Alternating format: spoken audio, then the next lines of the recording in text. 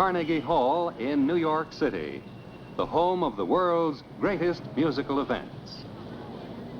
Today's event is one in a series of New York Philharmonic Young People's Concerts under the musical direction of Leonard Bernstein.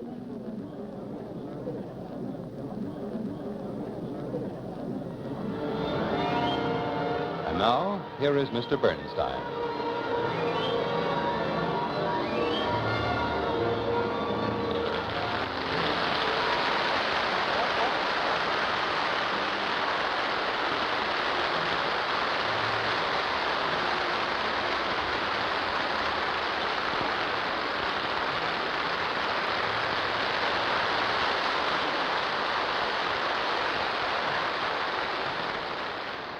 Hello again. It's been much too long, I think, since we've seen each other, and I've missed you. Today, we're going to talk about a part of music that's really exciting and really fun. Orchestration. Now, this big word means a lot of different things to a lot of different people, and we're going to try and clear up what it really means. Mainly, it means how a composer goes about arranging his music for an orchestra to play, whether the orchestra has 7 men in it, or 17, or 70, or 107, which is what we have here on this stage. Now, to start things off, we're going to play you a piece by Rimsky-Korsakov, the Russian composer, who is looked up to by most people as the real master of orchestration, the composer who wrote the most famous book about orchestration, and the one that so many other composers have imitated ever since. Now listen to this last part of the Capriccio Español by Rimsky-Korsakov, or the Spanish Caprice, and notice how brilliantly he makes the orchestra shine and how many different kinds of sounds he gets in 5 minutes of music, one after another, and how clear the music is, and most of all, how exciting the orchestration makes his music sound.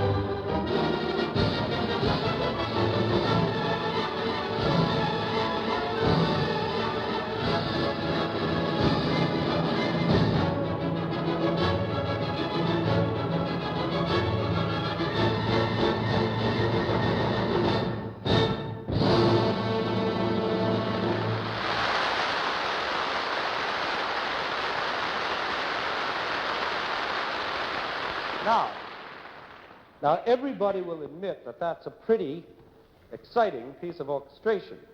Brilliant. Now let's take a look at one page of the conductor's score of this piece. This whole page, full of notes, is only 4 bars of music, this music you just heard. And it tells us everything that every instrument is doing in the orchestra for the duration of those 4 bars.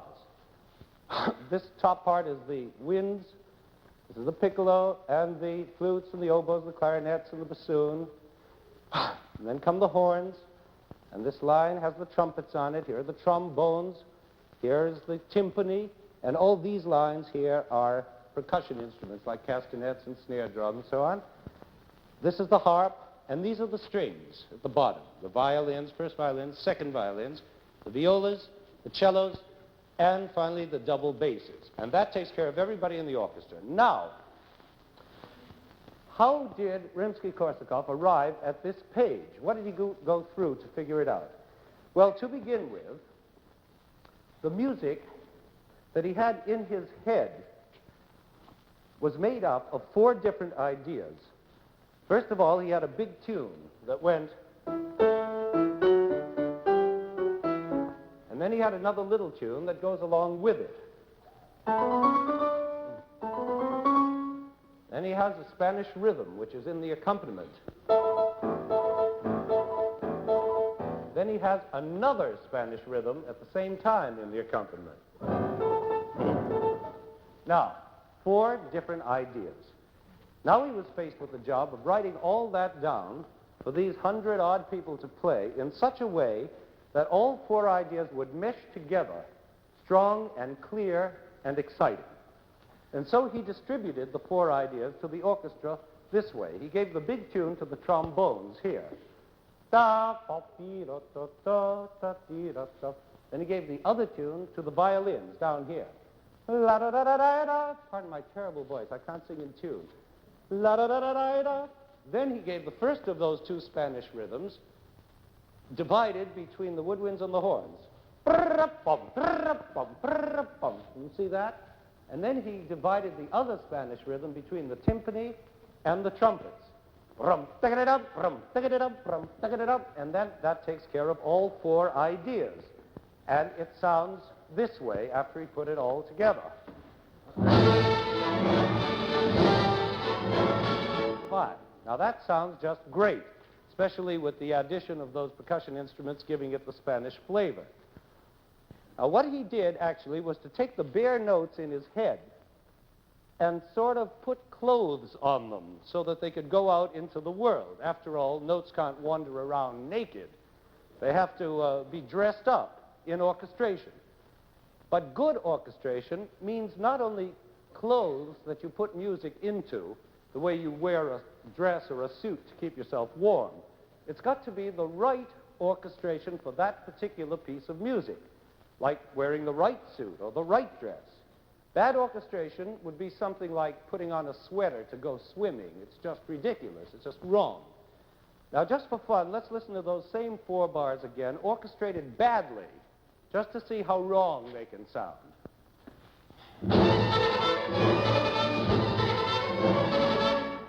You see how terrible that is? You can't hear the tune, the rhythms are too loud, and it all sounds clumsy and thick and not at all Spanish. So remember, what good orchestration means is orchestration that's exactly right for that music, and it lets the music be heard in the clearest and most effective way. Now that's pretty hard to do, because just think what a composer has to know before he can orchestrate a piece he's written. First, he has to understand how to handle each instrument separately. He has to know what it can do and what it can't do, what its lowest note is and what its highest note is, what its good notes are and its not so good notes, and all the different kinds of sounds it can make. Then, on top of that, he has to understand how to handle all kinds of different instruments together, to blend them and balance them and mix them. He has to be careful that some instruments, which are bigger and louder, like the trombone, don't drown out the littler, softer instruments like the flute. You see, that's easy to drown out. Then he has to be careful that the percussion section doesn't drown out the strings, for example. See, that would be very easy to drown out. Then he has to be careful about mixing the instruments so that they don't get all muddied up together and all kinds of problems like that. But the biggest problem he has is to choose, the problem of choice. Imagine yourself sitting down to orchestrate a piece you've written, and there are 107 instruments sitting there waiting for you to decide who should play when and what. You know how hard it is sometimes to decide something like, what would I rather have for Christmas, a pair of skates or a bicycle or whatever it is? Sometimes it takes you days or weeks to make up your mind. Well, imagine how hard it is for a composer to make up his mind and choose not between two things, like a pair of skates and a bicycle, but among all those instruments, to say nothing of the hundreds and millions of possible combinations of those instruments. For instance, I'm sure you all know the famous flute solo at the beginning of Debussy's Afternoon of a Faun. Do you know it? It goes like this.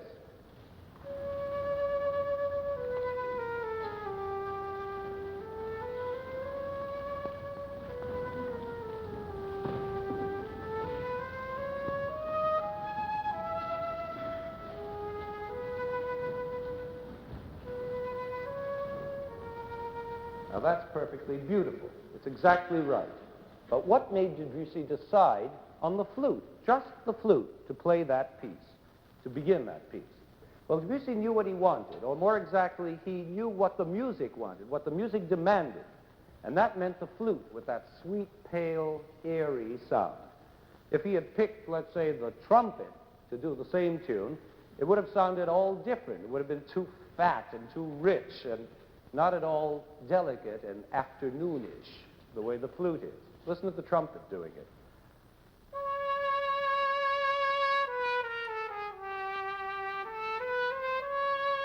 Not the same thing, is it?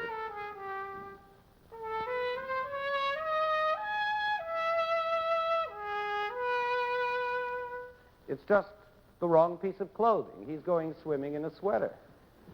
Or take the beginning of Gershwin's Rhapsody in Blue. You know that peculiar sliding wail on the clarinet that opens the piece.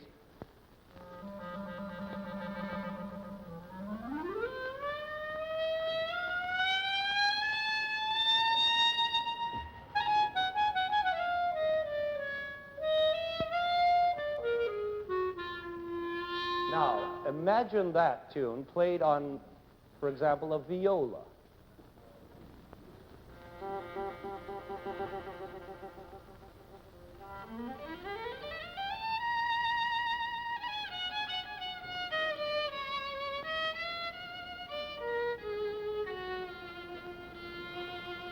Pretty silly, isn't it?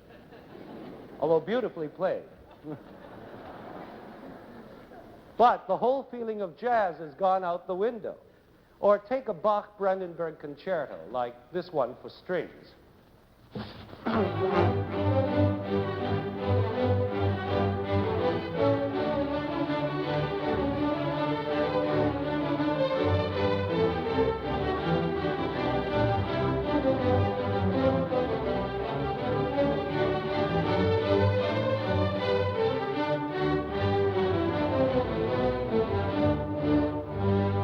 Now, let's imagine that marvelous piece played by brass instead of the strings.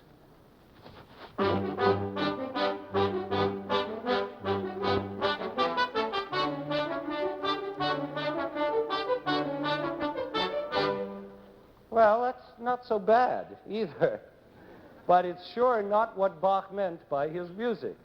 So you see, it's an important part of a composer's job to choose his instruments, and to choose them right, because it's those instruments that have to carry his music to your ears. And there are so many possibilities. Now, just to give you an idea of how many possibilities there are, let's try an experiment together, and let's us try and orchestrate something ourselves, just you and me. We're going to make believe we're all a great big orchestra, all of us, capable of giving out any kind of sound we want. Now let's take two simple notes in harmony, these two notes. And I want everybody downstairs to sing the bottom note, and everybody upstairs to sing the upper note. Bum. Now, let's sing the word glue to these notes. It's as good as any other word. All right? Glue. Let's hear the downstairs people first. Glue. Fine. Now the upstairs people. Glue. Wonderful. Now let's hear it all together. Wonderful. You're beginning to sound like an orchestra already. Now, we're going to orchestrate these two notes in different ways by making different sounds to the same notes. For instance, let's try to sound like an organ by simply saying very softly, ooh, on the notes instead of glue. We say, downstairs people, ooh, and upstairs people, ooh. Let's hear that softly.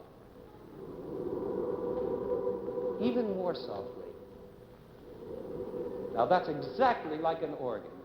Up here, if you were standing here, you would believe you were hearing an organ. Now let's try another sound. Let's try it to sound more like strings singing softly. And to do this, let's not say anything. Let's just hum, not have any words at all. So downstairs people, upstairs people, okay? Softly. Sounds exactly like strings. Really, you're wonderful. Perfect strings. Now, let's try and sound like loud strings. And a good way to do that would be to buzz instead of hum. Get up, bzzz, and upstairs, bzzz. See if you can do it. Marvelous. That's exactly right. Now I'll tell you what we're going to do. Since you're so good, let's try a couple of more. Let's see if we can imitate woodwinds by going tick, tick, tick, tick, tick, tick. Short and sharp, over and over. T-I-C-K, tick. Tick downstairs, tick upstairs, let's hear it. No, but you have to be with me, and you have to sing very short and sharp. Tick, tick, tick, tick, like that. Tick. Wonderful, that's exactly like woodwinds. And now let's try just one last one. How about being brass? Big, loud brass. Let's say, ta-ga-da! And the downstairs, ta-ga-da! Let's go. You weren't together. That's wonderful. Well, we could go on like this for a week, imitating the different sounds. But the point is, just to show you that there are so many ways those simple little two notes can sound. They can have so many different colors. That's really the word. Musical colors, of course, but really like real colors. Like when we sang the ooh sound, like an organ, to me, I immediately saw the color blue. Ooh, it seemed kind of bluish to me. And when we did the humming, it seemed darker and warmer, like a sort of deep red. And when we did ta-ga-da, I always see fiery orange for this brass sound. I don't know if you see colors when you hear music, but lots of people do. I know I always do. So with all these millions of colors to choose from, a composer really has a tough job. How does he go about it? Well, there are two ways to go about it. One is what we could call a family way. And that is by writing only for instruments that belong to the same family. This would mean writing for an orchestra only of strings, or an orchestra only of woodwinds, or something like that. Now, the other way is to mix up the instruments, putting members of different families together. And that would be more like the regular symphony orchestra you see here. The first way is more homey. It's like family relations getting together. And the other way is more like socializing, friends getting together from different families. Well, what do we mean when we say families? Well, I'm sure most of you must have heard that word over and over again, family, used whenever an orchestra is being described to you. You're always hearing about, for example, the woodwind family with Mama clarinet and grandfather bassoon. You know that one. And little sister piccolo. And big sister flute. and Uncle English horn, and Auntie oboe, and all the rest of this family. Well, in spite of all that baby talk, it's still true that these woodwinds are a sort of family. They're alike because they're all played by blowing wind into them, and they're all, well, almost all, made of wood. So they're called woodwinds. And they all sit near one another and behave as a family should behave. And they have all kinds of cousins, too. Different kinds of clarinets, for instance, like the little E-flat clarinet and the bass clarinet. And then there are saxophones and alto flutes and the oboe d'amore and contrabassoons. And, oh, it's a long list. Thank you. And there's even a group of sort of second cousins called the French horns. And they're second cousins because they're made of brass, and they really should belong to the brass family, but they blend so well with either the woodwinds or the brass that they're related to both families, so that they're kind of in-laws, I guess. Here's a French horn. Thank you. Now that we've met this big wind family, let's see how they can be used in orchestration. The minute one of them begins to play, even one of them playing all by himself, all alone, then we're already dealing with orchestration. Like that part in Prokofiev's Peter and the Wolf, where the cat is being described. You remember that funny little melody in the clarinet?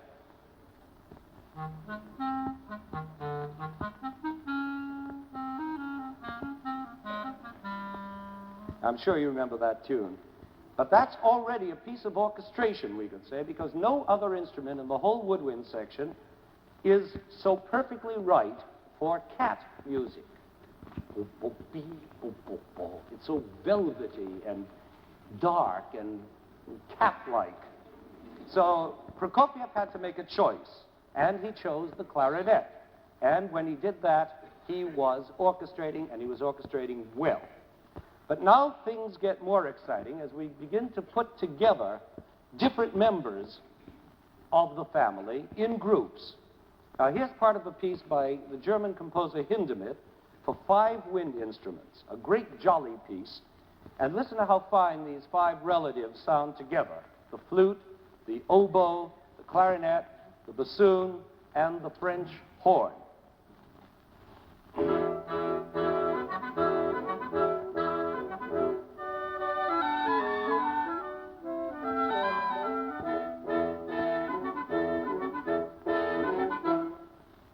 Sounds like a family, doesn't it? They're all so alike, and they go with each other so naturally, and even though they all have different sounds or different colors, they're enough alike so that they blend. And now we go on to even a bigger family of winds. Here's a bit of a serenade by Mozart for 13 wind instruments, and listen to what a delicious sound they make.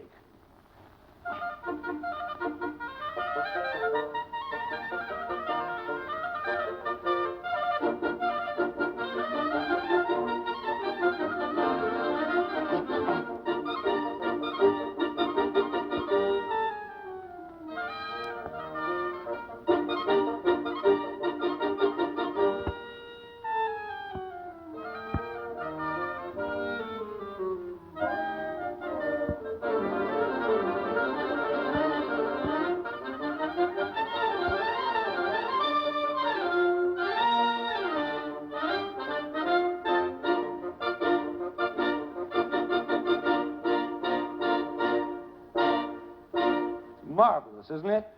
And this family now is getting so big that it's beginning to sound more like what we think of as an orchestra, not just a little chamber group. But it's still a family orchestra. They're all woodwinds in it. Now, the great modern composer Stravinsky has written a symphony for an entire orchestra of winds only. And he really invented some brand new colors in this one. Just listen to these final bars of it.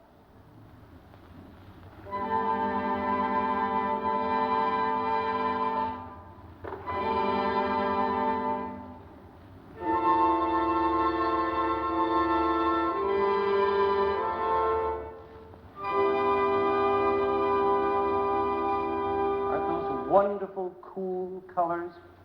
Well, now that's enough of the wind family for a while. Let's have a look now at this enormous family gathered around me here, the strings.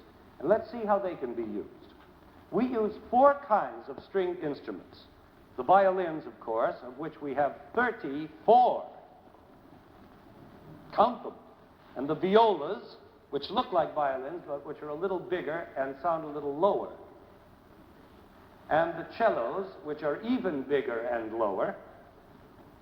And then the double basses, which are the biggest and the lowest. Wave or something so we can see it. That's good. Thank you. Now again, it's the same story. Even if one lonely violin is playing, the composer has to orchestrate for him. Now this may sound silly to you, orchestrating for one lonely violin, but it is orchestrating in miniature, because even with one instrument, the composer has the problem of choosing. First he has to choose the violin itself instead of any other number of instruments, and then he has lots of other choices to make, like when the bow should move up and when it should move down, or whether the bow should jump. Would you show us what do I mean by jump? Do that again, please. Fine. Or whether the bow should go smoothly,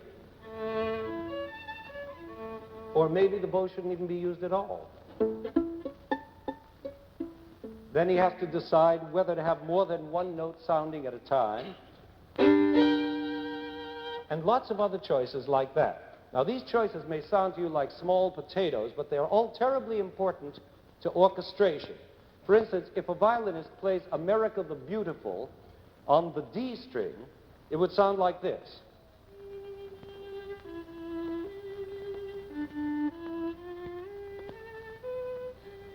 Good. But if he plays exactly the same notes, no higher and no lower, but on the G string, it would sound completely different, richer and fatter.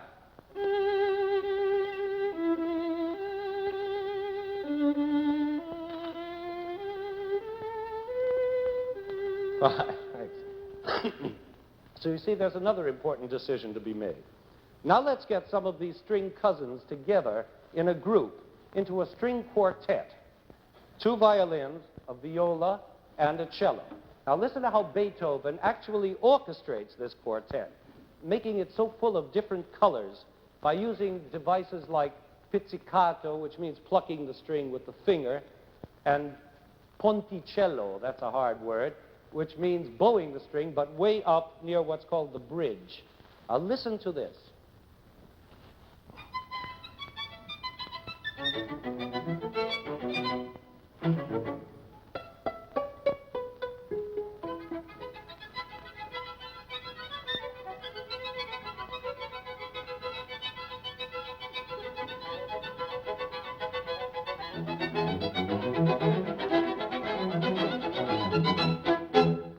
You see, it takes a master hand to orchestrate for 4 string instruments and get all those different sounds.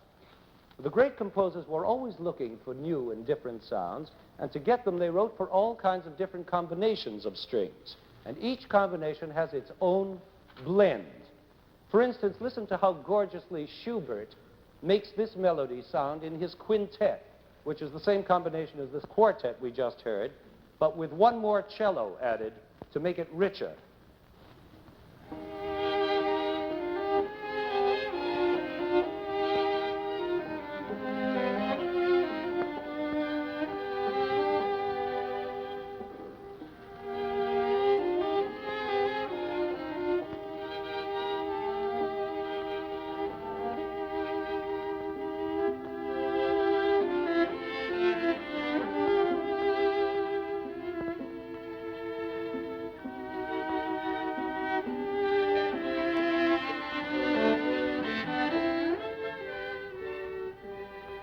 One of the most beautiful melodies ever written.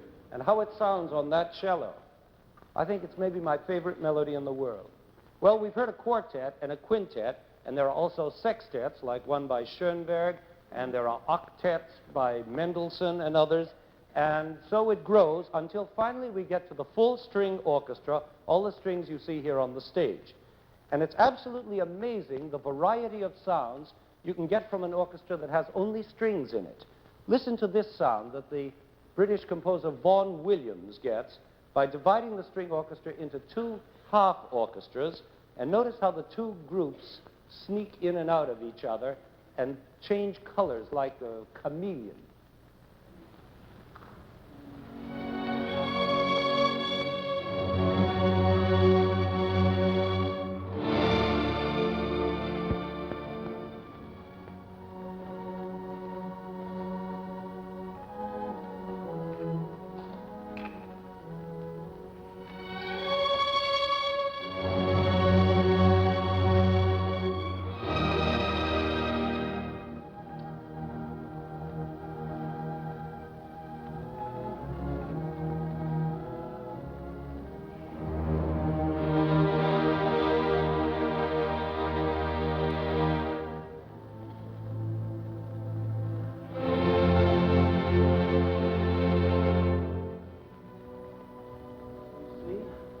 Now, here's a completely different way of writing for a string orchestra, a more rugged, athletic way. This is from an American symphony by our old friend William Schumann. You remember him from our last program about American music? Well, here's that same old vitality we were talking about, that same American pep, only now it's for only a string orchestra.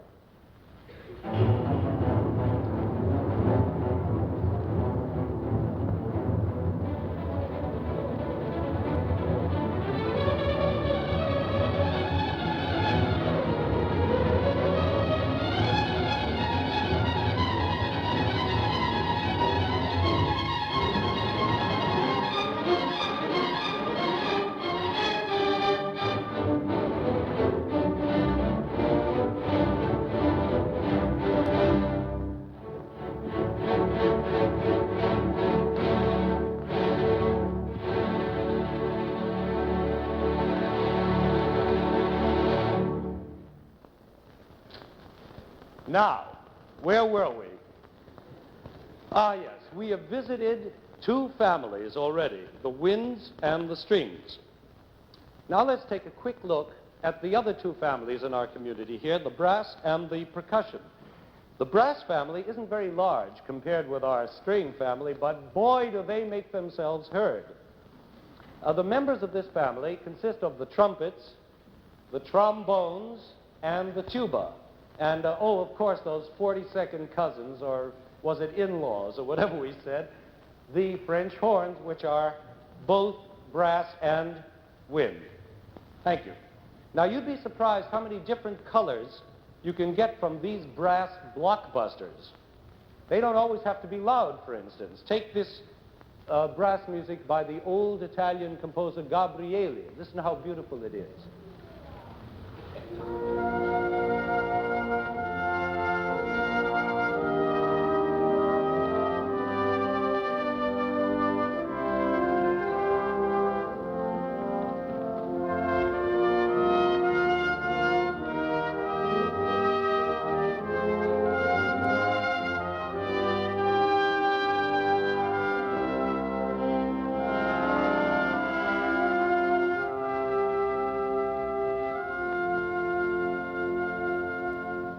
Pretty beautiful, isn't it?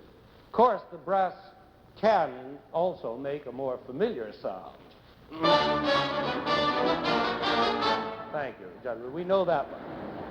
Now, just relax while we visit the percussion family next door, and this is really a big family. It would take a week to name all the percussion instruments, but that's only because almost anything can be a percussion instrument. A frying pan, or a baseball bat, or a steam whistle, or a cowbell, or anything that makes noise. Now, the head of this family is, of course, the timpani. And he is surrounded on all sides by all kinds of other drums and bells and clickers and tinklers and other noisemakers. But they're all a family, and there are pieces that are orchestrated and written just for them, like this canon, which was written by our very own timpanist, Mr. Goodman.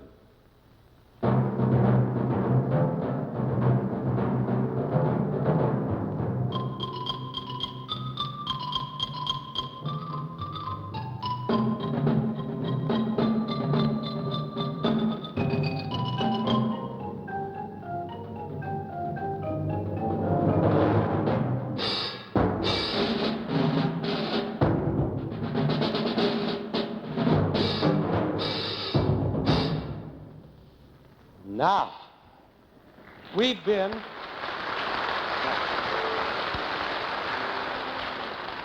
have now been introduced to all the four families. And now we come to the more complicated business of orchestrating for what we call a symphony orchestra, this whole aggregation. And here's where the family spirit gives way to the big, friendly social spirit, and the members of the different families begin to mix together. Now, starting with the smallest combination, two people sort of shyly getting together to see how they'll get along, we can see the whole story in this simple little nutshell. Here is part of a Schubert sonata for a viola and piano, two instruments from very different families, but as you see, they get along very well indeed.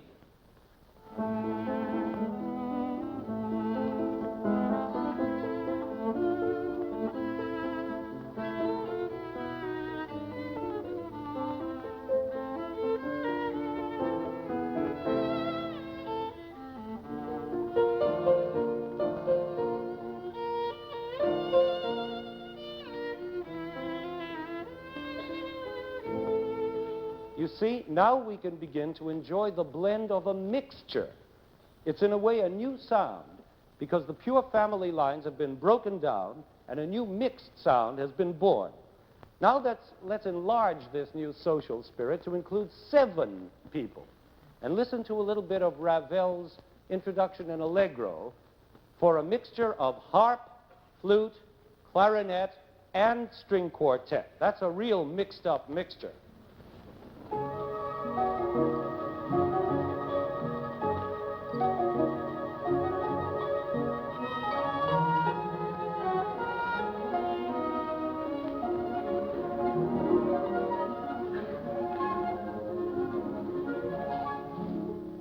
Now here's an even more mixed-up mixture by Stravinsky again. We're going to play you a march from his ballet, The Story of a Soldier.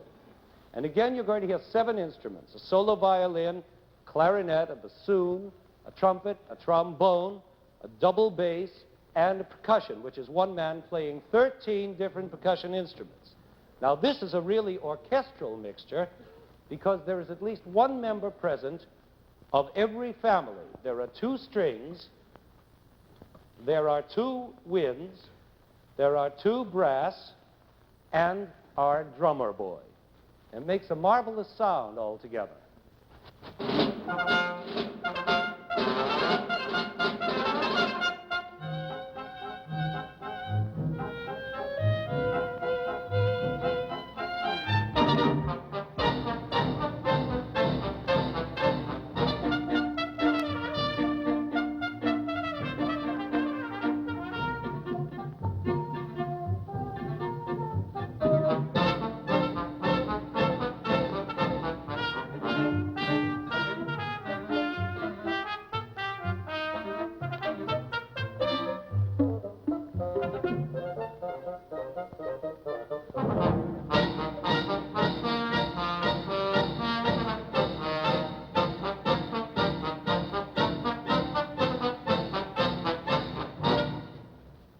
That's fine.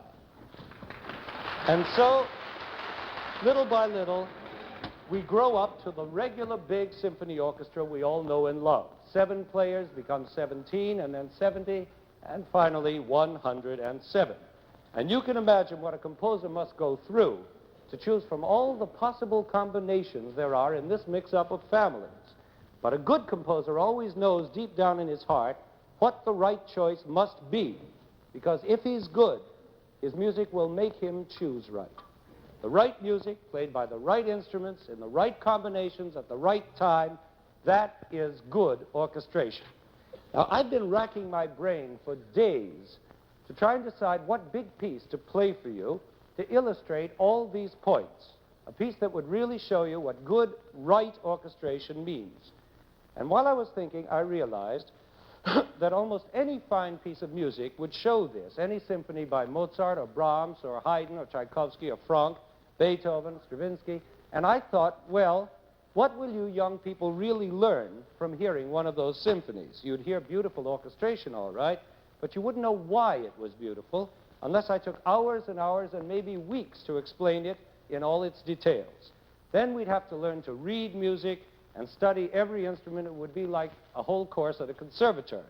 So what I've decided to play for you is a piece that maybe isn't the greatest example of composing in the history of music, but is probably the most exciting orchestral exhibition in the history of music, the famous Bolero by Ravel. We're going to play the Bolero because it's such a marvelously clear example of how this big symphony orchestra can be used. And that's practically all it is. It's just one long tune repeated over and over, with the orchestration changing on each repeat, gradually getting bigger and louder and richer, adding to itself, growing and growing until it finally ends in the biggest orchestral scream you ever heard. But while it's going on, it gives you a chance to hear the orchestra in all its parts and all its special combinations, and that it does in a way that no other piece can. Now, the Bolero is built up in a very simple way, almost like something you can make with an erector set. First of all, there is a Bolero dance rhythm that goes on, never changing, in the snare drum.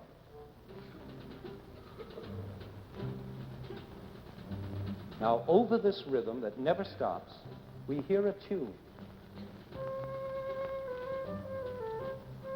A long, smooth, snaky melody, sort of Arabic, like very high-class hoochie-coochie music.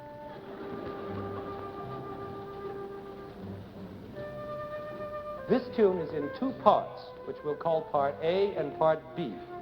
This is part A you're hearing now on the flute.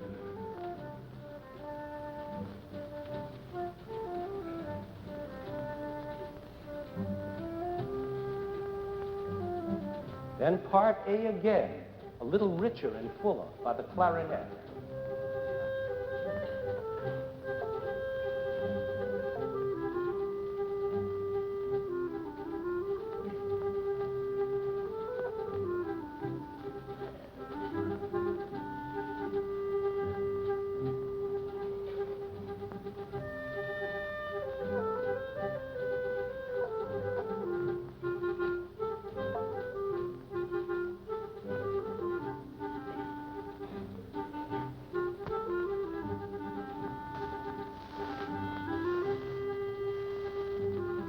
Now comes part B, way up high on the bassoon.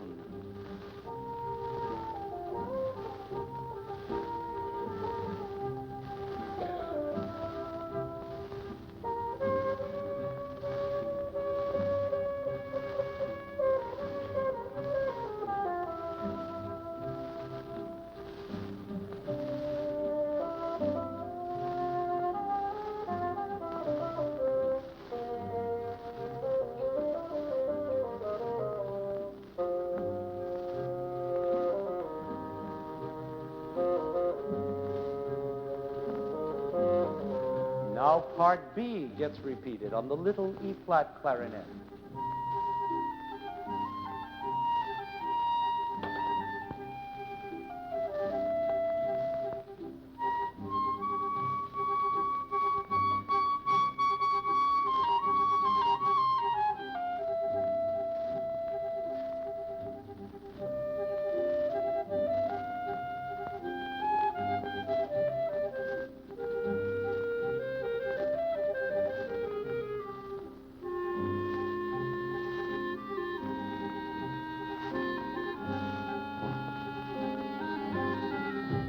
Now that makes one full section, and that's all the music there is in the whole piece. There's the oboe d'amore playing part A now. Remember him, that woodwind cousin we talked about?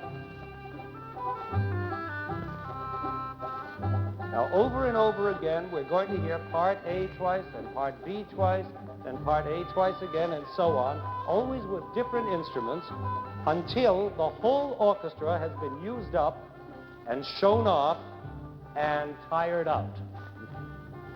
But before it's over, you'll have heard all kinds of strange sounds and colors and combinations. And each time the orchestration changes, like now, trumpet and flute, it gets louder and richer and bigger, until by the end, everyone gets together for the big scream.